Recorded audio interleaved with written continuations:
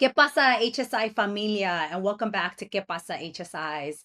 I'm your host, Dr. Gina Ann Garcia. And on this episode, we're going to talk about all things Black serving institutions, aka BSI.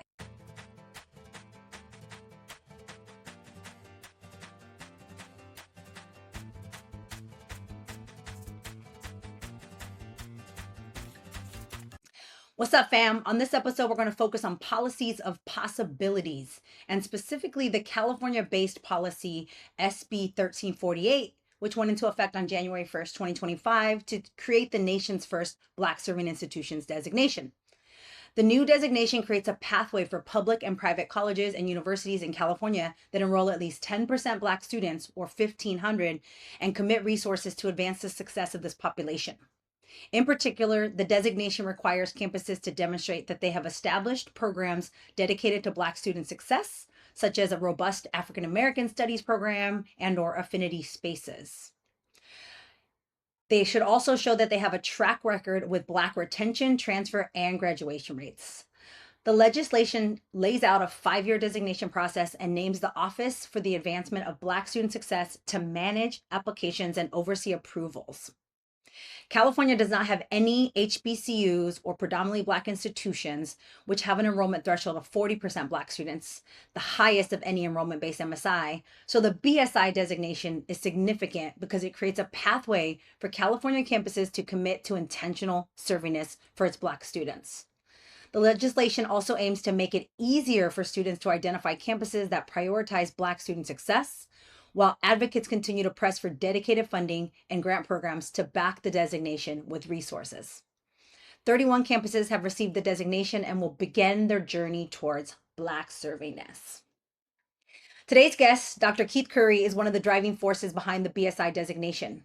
According to his website, Dr. Curry went from ball boy for the Compton Community College football team to the president/CEO of Compton College and Compton Community College District. He hails from Compton and has spent his career focused on Black student success, from launching programs for Black learners to leading national initiatives that center equity. Dr. Curry has pushed institutions to be unapologetic about supporting Black learners using data, targeted supports, and campus leadership to close equity gaps. He is one of the leaders of the Level Up Initiative, which provides a playbook and a call to action for post-secondary institutions, state and federal policymakers, and community and business leaders to uphold practices and policies that reinforce the value proposition of higher education for Black learners. He is also a founder of the Equity Avengers, along with Dr. Pamela Luster and Tamil Gilkerson, who started a weekly Twitter chat called Equity Chat that eventually evolved to a podcast. I could go on and on about my friend and co-conspirator in this work, but I'd rather let y'all learn directly with and from him. So let's get into it. Dr. Keith Curry, thank you for joining us on ¿Qué pasa, HSIs, where we talk about all things HSIs, and today, all things BSI. But first, let's talk about you. Please start by telling us a little bit about your HSI journey. Like, how'd you come to know HSIs? Did you attend one? Those kind of questions. I had the opportunity. So my experience with HSI is very fascinating. I did not attend HSI. For undergraduate, I went to UC Santa Cruz. And then for graduate school, I went to UC Irvine. And but when I began working at Compton College and when the designation for HSI was available, we felt that Compton College would apply. But at that time, we weren't an accredited college. And so the goal was for us to become an accredited college and then for us to be able to achieve the HSI designation, which we achieved, I want to say about 4 or 5 years ago for our campus. And so my experience with HSI started with knowing more about the designation during the accreditation troubles of Compton College. Wanted to strive to be a HSI. 64% of our students on our campus are Latinx or Hispanic or Latino, depending on the term you want to use. But they're on our campus, and we're trying to figure out ways to continue to support those students. And once we were able to achieve the designation, we had the opportunity to bring Dr. Garcia, to our campus to talk to us about being an emerging HSI institution. And so I really appreciate the work that's been done at HSI, but I've been more so focused on the servingness of it and how we service our students, not just about having the percentage of students on our campus that qualifies you for the designation, but really how do we service those students and what do those services look like? Yes, awesome. I loved visiting Compton College and getting to know more about your community and spending time with you and also your entire staff, right? It was such a beautiful day. Um, but let's turn the conversation then, now that we know your journey into HSI, into the BSI journey, right? That's what we're going to talk about today. So let's talk about it. Tell us a little bit about the origin story and how you made this freedom dream of this Black Serving Institution designation into a freedom reality. It's fascinating. I was doing I call it a riff with some colleagues and just talking and take the riff into a opinion article and about how do we service students. And it was random where I said that we need Black serving institutions, right? And that was a start. And we just started talking about what does that look like. And from there, it became an article that was in the diverse issues of higher education article in 2023. And then I remember having a phone call over a weekend, and Dr. Luke Woods called me, and we were talking about Black serving institutions, and they were looking at getting a resolution from the California State Assembly, and he was doing a Google search, and he saw that article, and so then we started having more conversations about the Black serving institution designation, what it would look like, and then Senator Stephen Bradford, who is from my area, talked to us. He authored a bill regards to a seal for Black excellence, and then that gave us the opportunity to talk with him about the Black Serving Institution designation, and we're able to work with him on amendments to that bill to change it to the Black Serving Institution designation for California.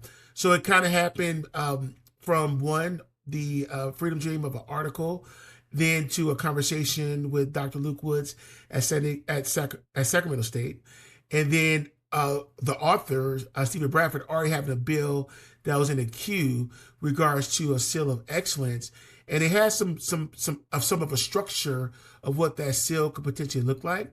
But we were able to make amendments to the bill to be able to do it this way as a designation, but also gain support from our colleagues and also our allies and also different constituent groups around what this potentially could look like for California, not just at the community college level, but also at the four-year colleges, public and private.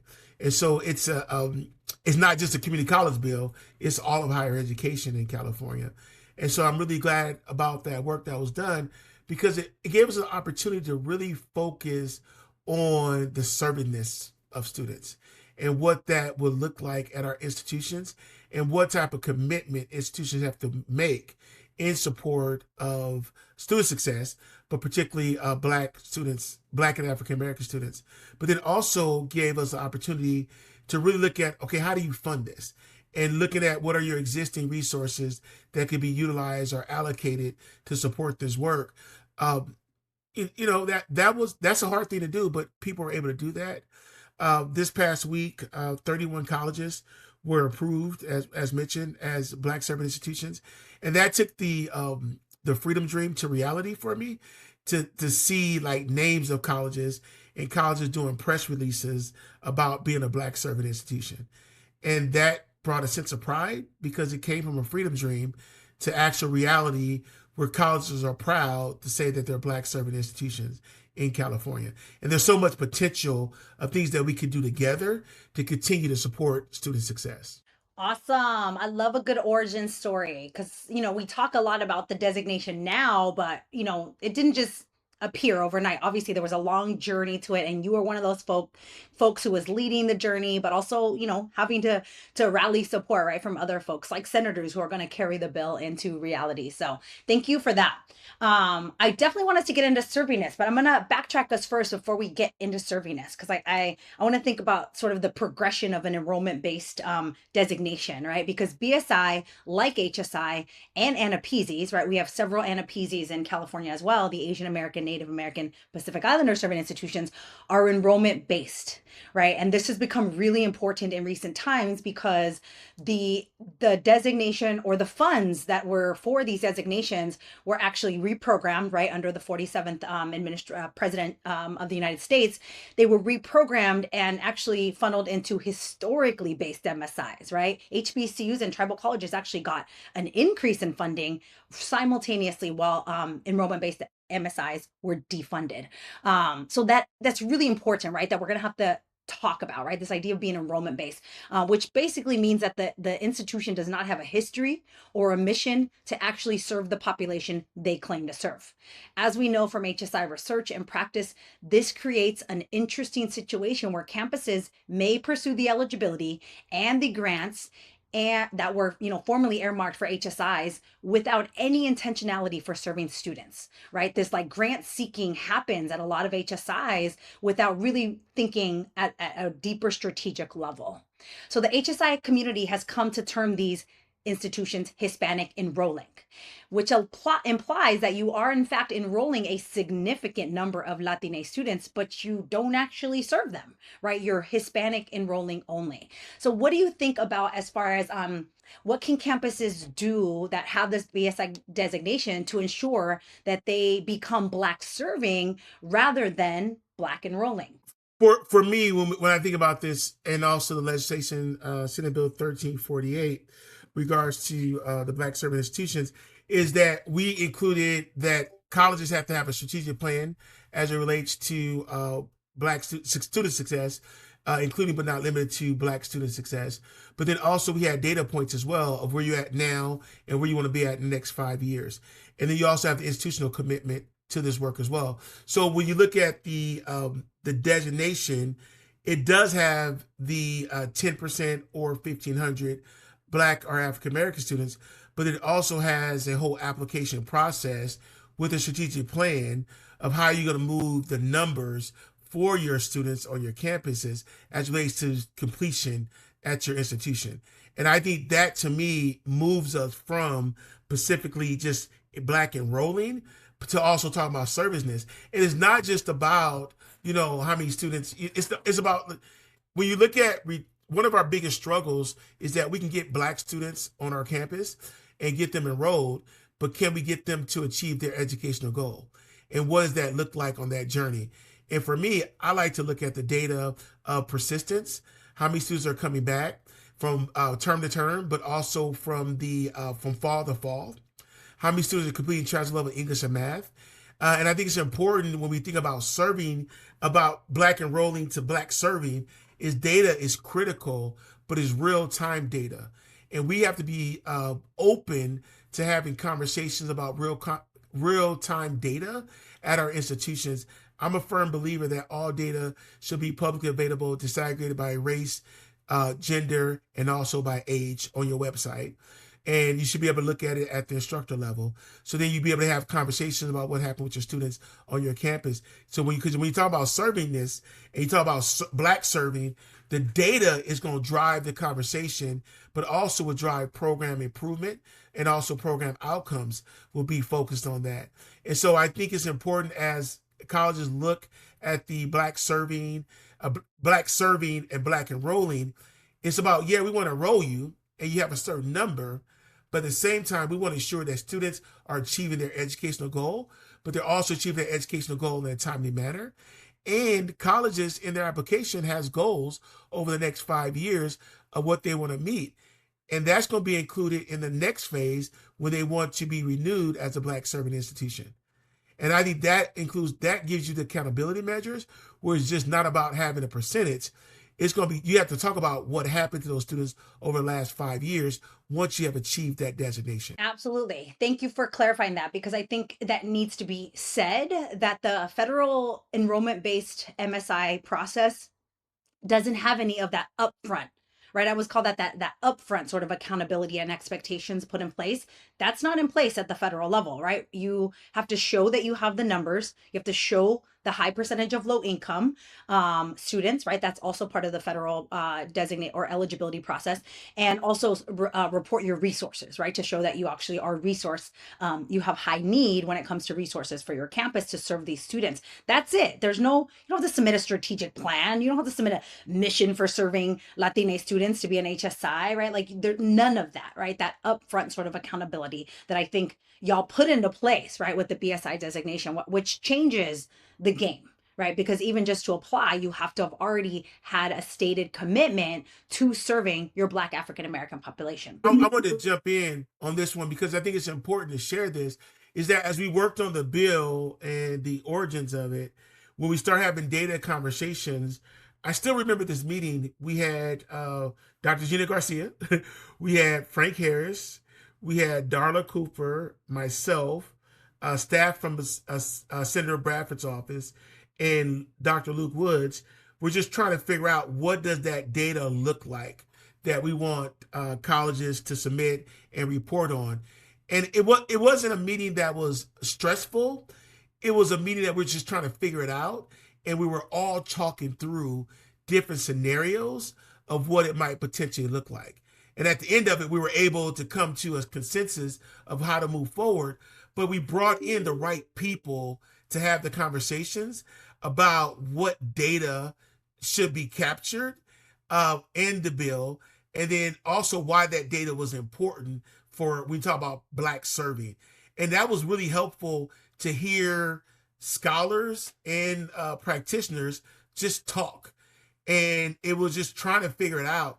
And it was one of the best meetings I ever participated in, because it was really, that was like the real work meeting where when I left, I felt like satisfied as a practitioner, but then also the sense of community that you had us in a room talking about like what's important for Black students and student success that could be a model not only for California but also for nationally. And that meeting will always go down as one of the best meetings I participated in, because it was just it was so organic. There was no agenda, and we were just going through the bill trying to make sure that the metrics and the data made sense.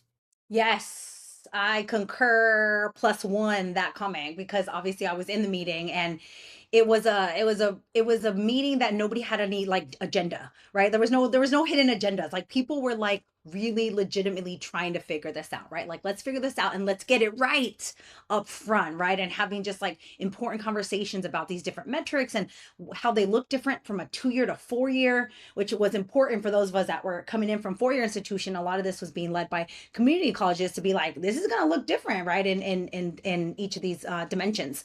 So I agree. I definitely think that was a really important conversation, and helped to get the bill to where it was, right? And get the accountability metrics in place beforehand. So I wanted to make sure we document that, because that's an important, really distinguishing thing from the BSI designation from the federal enrollment-based designations. So let's turn then to servingness, right? So we get past this idea that institutions might just be in this Black enrolling space, and really moving right into this Black serving space, which is where the servingness framework comes in, right? And you've mentioned it a couple times, but let's talk about that. I want to know how are you envisioning servingness for the BSI and for Black African American students? So I envision a couple of different ways, right? One is what types of programs and services you have on your campus in support of Black and African American students. What does that look like at your institution? How do you operationalize that work to ensure that all students are being served at your campus? But it really starts with what programs and services you have, and how do you organize yourself around those programs and services, which is critical for all of us as we think this stuff through, but also learning from what serviceness looks like at the HSI institutions. But that's the first thing. So the other thing is having a clear understanding of the mission, leadership, and also the commitment of the institution, ensuring that the mission of the institution is committed to this work, the leadership is committed to this work, because the institution has to be involved in it through your mission, your vision, and also your strategic priorities of your institution. But then also leadership. Leadership matters. You have to make sure you have leadership. And then the commitment piece, as I look at operationalizing it, is regards to the organizational structure. And then also, how do you engage the business community as it relates to that, your business and also educational community as it relates to that. But then also another area that we look at as it relates to the servingness piece is the representation and belongingness. Like, what does that look like? How do you make sure that you're able to have that sense of community for your Black students on your campus? Also, make sure you have faculty and staff diversity to really support the student population that we're trying to serve. Also, really looking at your clubs and organizations, making sure that your clubs and organizations embody that leadership, but really making sure that you have a Black student union on your campus with an advisor that provides that support. Also looking at affinity spaces or identifying spaces of where students are able to go. And for me, that is not just about having a room, right? It's about having like different murals on campus, art, photographs, so people can see what they see other people that looks like them in spaces that they normally might not see, but also your website too, making sure your website shows that. Then also accountability, making sure that we have accountability. And I talked earlier about data, but really looking at your key success indicators for student success, like persistence, achievement, graduation completion, transfer, and also job placement. Making sure that the data is publicly available so people are able to have conversations about that. Also making sure that for Black student success, we're looking at the curriculum and making sure that students are able to learn more about themselves and the community they're from. And then also providing key support and wellness for students, right? I'm a firm believer in the supporting students in their basic needs, but then also mental health and wellness health for students, but then also making sure we're providing support for students, particularly as it relates to loans, because we have a lot of students who are taking out loans, and making sure they understand what that debt could mean as it relates to return on investment and economic mobility. And then also making sure that we don't have barriers that are not supporting student success. And what I mean by that is that we have to break down those barriers within our institutions that are not in support of student success. I'm gonna give an example. One of the things that I've been really following lately is about how transcripts come in to our campus for students, right? Now, some people say, oh, that's not a big deal. Yes, it is, because it impacts so much from the student first courses that they enroll in, because you want to know what other institution you went to. If that other institution submitted transcripts, it has to be scanned in and it should be in our system. So when a counselor sees a student in regards to ed plan or academic advising, it's there for students. But then also too, when you think about the graduation and graduation petitions, that those grades are already included in our system when they're being evaluated by the Admission Records Department for evaluation. We have some students who, I would say, we have some students who miss the deadline, but we also have some students who have tricky graduation petitions because they took classes from other institutions, but we were able to catch that early on to be able to show the students, because I've seen students who are missing a class, missing 2 classes, right? And it's because for various reasons, but we should have caught that, right? But just really looking at the student's journey, and I think about how transcripts come in, how do we follow with students with the educational plan, how we provide them with ongoing support, so when it's time for them to graduate, they're graduating in a major that they chose at the outset, not something that they only qualify for when they submit their graduation petition. And really being intentional about that, but really looking at that student journey from when the transcript comes in to graduation. But there's some barriers there at our institution that we're working through now to try to fix for our students. And that's one of the things that as leaders, we have to address those challenges, right? If we see it enough, we have to address those challenges through our policies, within our structures, and also we see them as barriers for our students. Yes, thank you for the comprehensive approach, right? Servingness. As you know, you've read obviously the servingness framework, you've read transforming HSIs, right? The way I think about servingness is similar, right? This structural way that we serve, right? That it's multifaceted, there's a lot to it. It's not a one fix solution, right? Like we can't just fix one thing and it's going to be completely now we're serving our students adequately. So I appreciate you giving us that holistic look. I agree as far as structurally all the things we have to do. The curriculum you mentioned, I think, is such an important piece of servingness. When I think about a previous episode of Get Boss HSIs with our colleagues who were talking about emerging HSI or emerging HSIs slash HBCUs, right? That institutions that were already HBCUs becoming HSIs. And they talk so much about the curriculum, right? They spend so much time and they were all trained at HBCUs. So they had experience at HBCUs and the time that they spent just really recognizing that what they learn in the classroom was such an important piece to validating the Black African American experience, right? And the value of everyone learning about the Black African American experience in the United States, right? Like it shouldn't just be Black students, it should be all students. If you go to a BSI, you should get that curriculum too, right? Or if you go to an HSI, you should get that for Latina students, right, as well. So yeah, I wanted to plus one that the curriculum piece in particular, but like you mentioned, working with all these different stakeholders so important, and the metrics, right? You know, I talk about the metrics, the outcomes, and I push big, right, on not just those sort of normative outcomes, like did students transfer, did they graduate in 4 years, 5 years, 6 years, but like what did they get, lifelong skills did they get, right? And or the liberatory outcomes, right? Did they get racial identity development? Did they get critical consciousness? Did they get opportunities to engage in their local communities, right? Not like study abroad, like yeah, we could study abroad, but also our communities in our backyard in BSIs and HSIs are the communities that students come from, right? Why aren't we putting more time and effort into students engaging in those communities, right? And that matters for students of color to have those opportunities to engage with their communities, because they're going to go back in and work in those communities anyways, right? They're going to graduate and they're going to end up probably staying within a 25-mile radius of where they come from. That's pretty common, right, with students of color. So I appreciate that. So let's talk about some other initiatives that you've been working on, right? I know I follow your work. I get the honor of hearing about some of the things directly from you, right, that you're working on.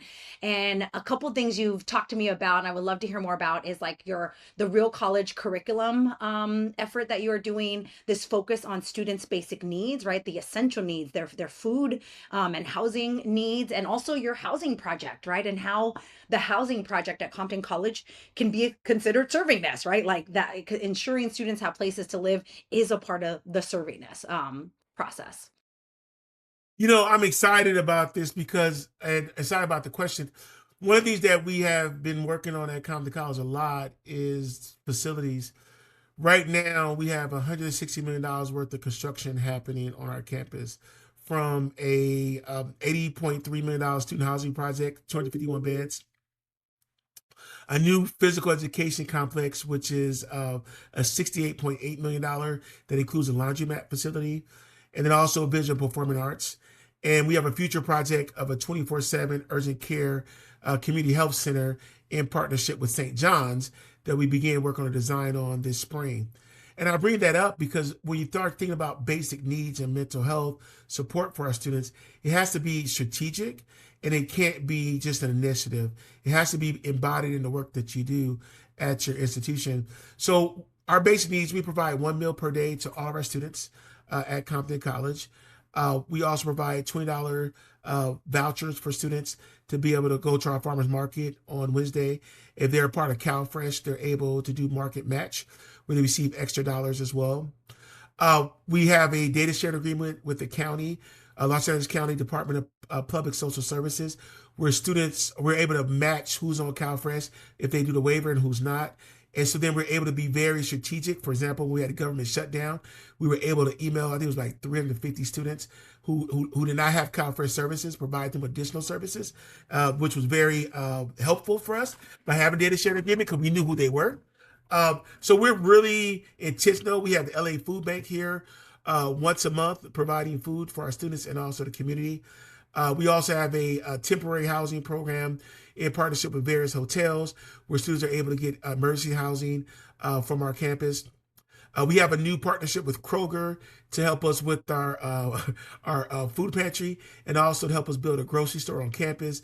And the goal is that students are able to get groceries, and we don't call it a Kroger grocery store at some point, but they may give us pallets to be able to give out with food, and eventually we want to be able to provide the food and pallets food to faculty and also to departments, because when students go to faculty for office hours, they go there hungry. Sometimes when they go to different departments, they go there hungry. So making sure that you have food available throughout the campus. And one of the other things that we're looking at is in our facilities master plan is the fruit bearing and fruit and vegetable bearing trees and different spaces, and planting that stuff so people can do grab and go. Like you be able to grab a banana, grab an apple, grab an orange. It's not a different tree. You can grab it, right? And so that's one of the things that's a part of our facilities master plan, as it talks about basic needs, but really trying to be intentional with that. And the good part about this, Dr. Garcia, is that all it takes is their ID. I wear my ID everywhere, and so for students who get basic needs, all it is your ID, and your ID is the check-in. There's no application. There's nothing. So there's no stigma around it. And when I go to our farmers market, students would tell you what they bought because they all got $20, right? So they're excited, they're able to get stuff, and they're buying healthy food, right?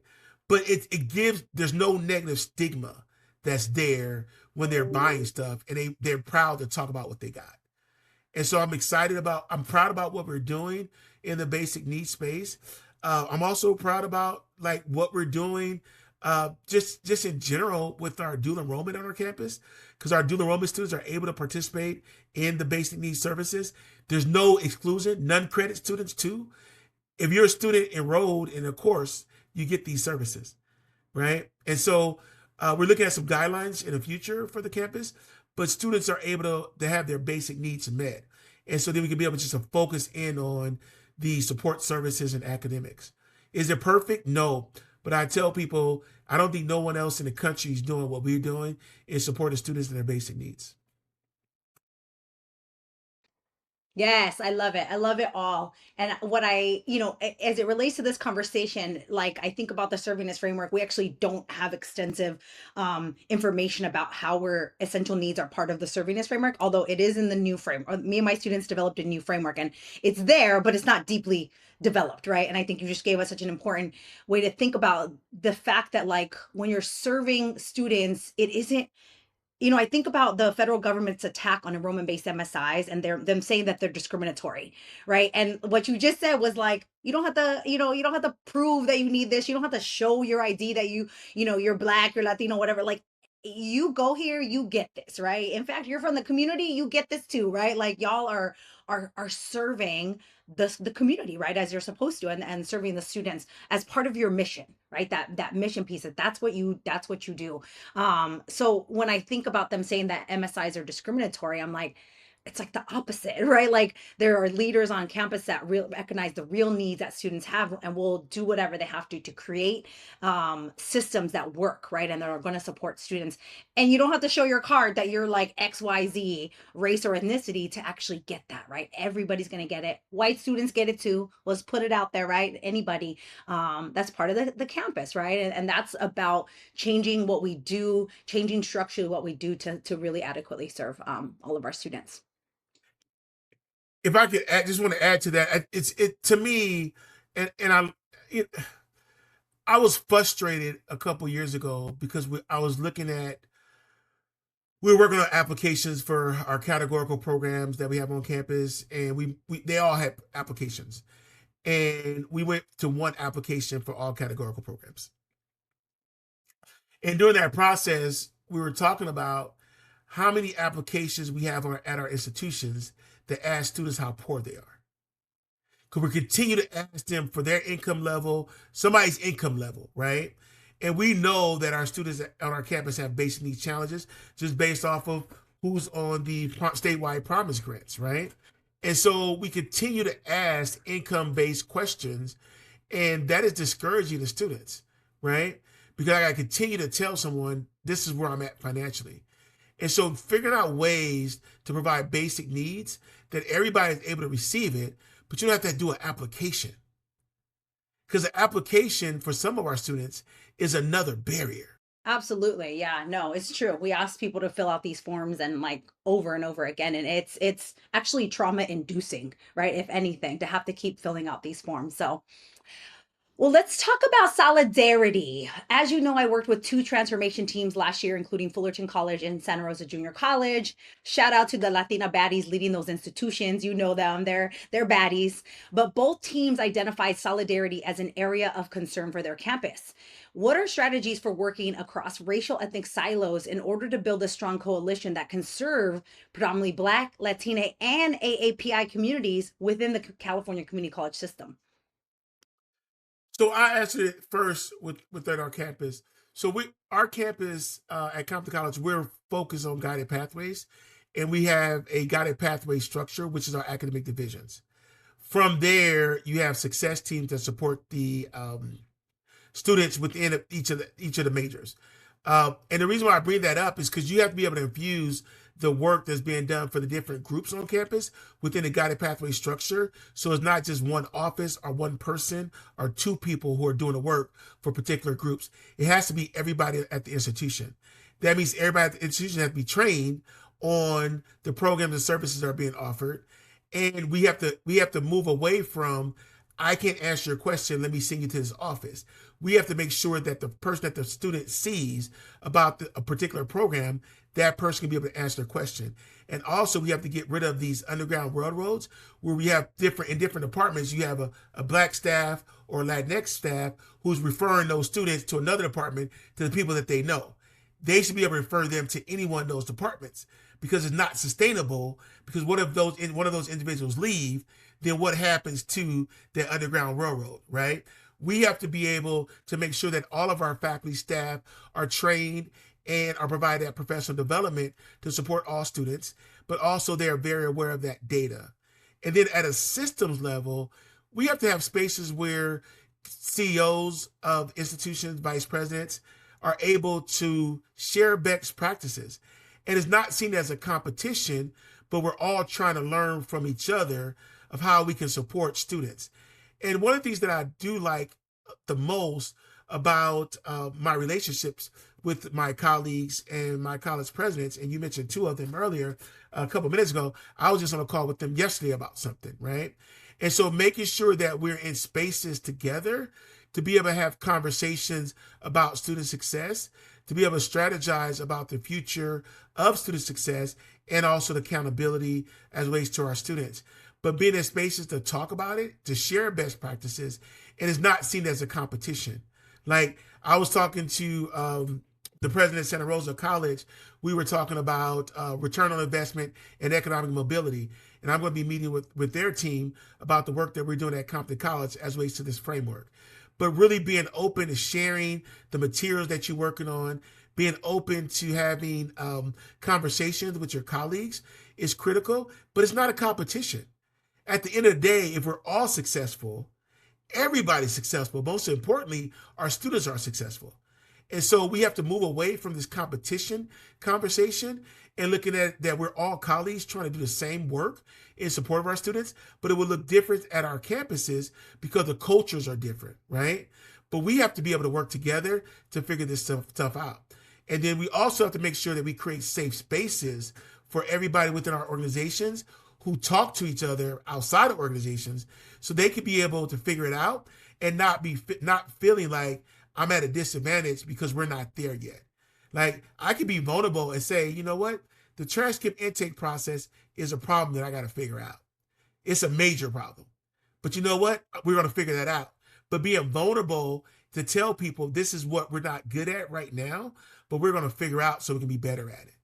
And being open to that. But we have to be vulnerable. We have to be open to listening to others from other institutions. But we also have to understand that this is not a competition. It's about figuring out ways to support student success. And if we all do it well, we will all succeed, especially in Sacramento, because we can be able to show the outcomes of our students.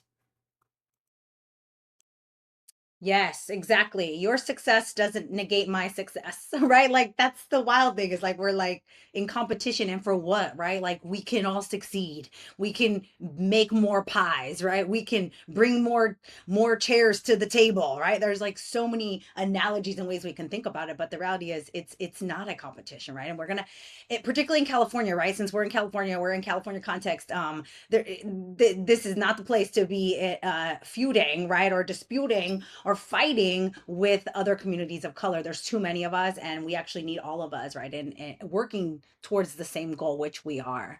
So thank you for that. Okay, so as a college leader, you have demonstrated success in working with what I term the external environment, right? And that's an important piece of the servingness framework too. It's actually an understudied dimension of the servingness framework where we haven't fully documented what the external influence is on servingness. But I think you really demonstrate how to do that, right? And the external environment includes things like donors, funders, legislators, community members, families, and alumni. So, talk to us about your strategies for working with these constituents in order to advance Black student success and servingness. It's all about relationships, right? Relationships matter. And sometimes people think, oh, Dr. Curry, can you introduce me to this foundation that funded you? Would I be able to get funded? The relationship is what matters. I was on a call yesterday with a funder and we talked for about an hour. It was just a conversation. And then the funder said, can you submit a proposal for something else through that conversation? I was like, yeah, I can do that. But it's the relationship. We're able to talk. And it's not just that I called that one time. We're always in communication.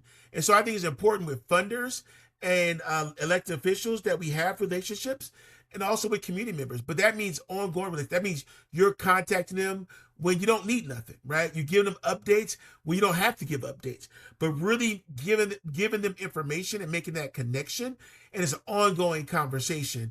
And that's where your follow through comes in, one. But then also, two, you're being very strategic about who do you reach out to on a particular issue, because you don't got to reach out to the same person every time.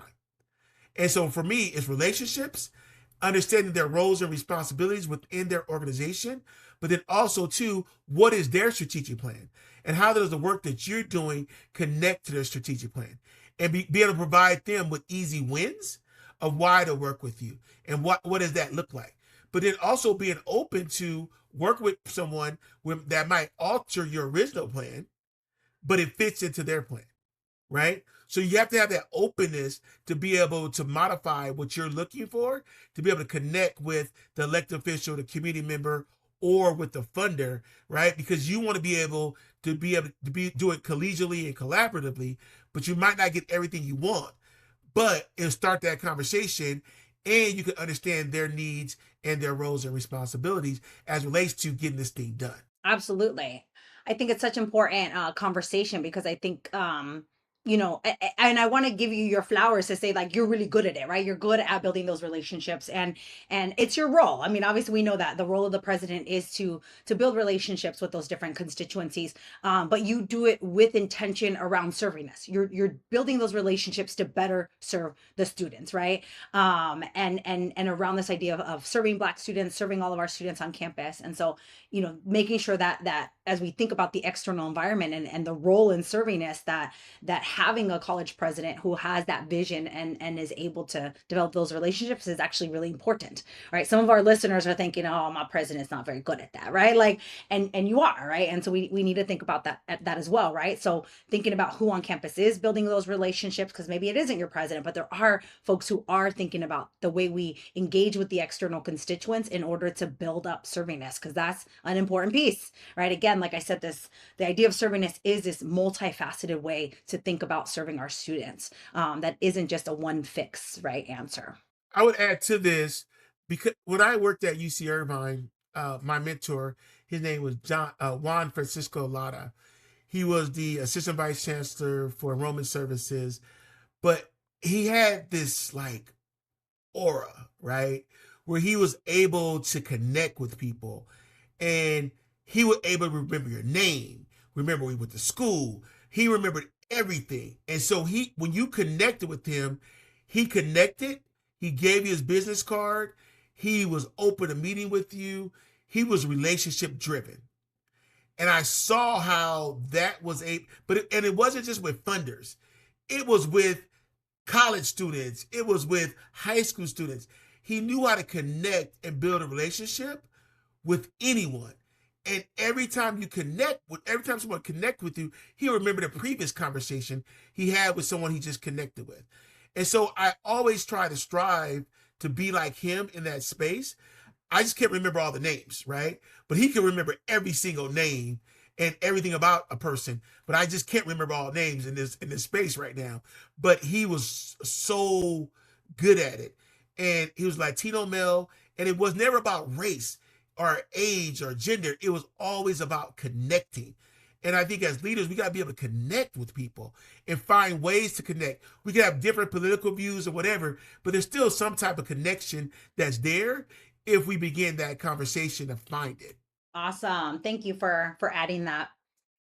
So, as we wrap up this conversation, is there anything else about the BSI designation that I didn't ask you that you would have liked to share with us? Want to open the mic to you for final words on BSI. The one thing I would say is that there was a lot of people that was involved in the Black Serving Institution designation and for it to be achieved. Um, and it wasn't easy to get it to the governor's desk, and then the governor signed it, and we're appreciative of Governor Newsom and that support there. But I would say that when I look back on that journey, I learned a lot about myself, but also I learned about why it was important. When you're hearing your colleagues and students and faculty saying this is needed. So a lot of times you look at legislation and you look at the work that we do, and you look at it from your own lens, right? But for me, during that process, it was very fascinating to see people talk about it from their lens and why it was important. And when I look at legislation now in California and also nationally, you don't see a lot of that collaboration, and people see legislation in themselves. So how do we continue to do this type of work where people are buying into it, but they see themselves in their role, how important that is in that legislation?